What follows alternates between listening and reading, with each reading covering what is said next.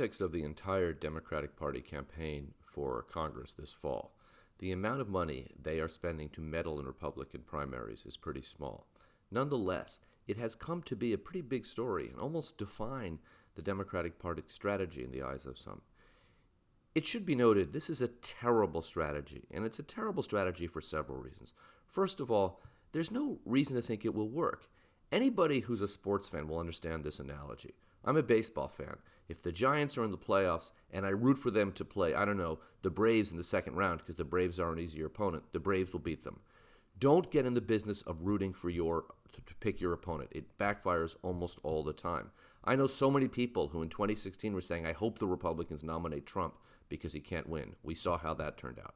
Secondly, it's a terrible idea to elevate people to become the Republican Party nominee to help do that who are the most extreme and the most MAGA. And those are the people the Democrats are backing through some of these funds, through some of these ads, because they think they'll be easier to beat. The problem is, even if they lose, you've now given a major party nomination, a platform to somebody who is going to spew the worst of the lies about the election, who is going to be loyal to Donald Trump and repeat the most offensive, racist, bigoted themes that the Republican Party has been running on. But secondly, some of these people will win.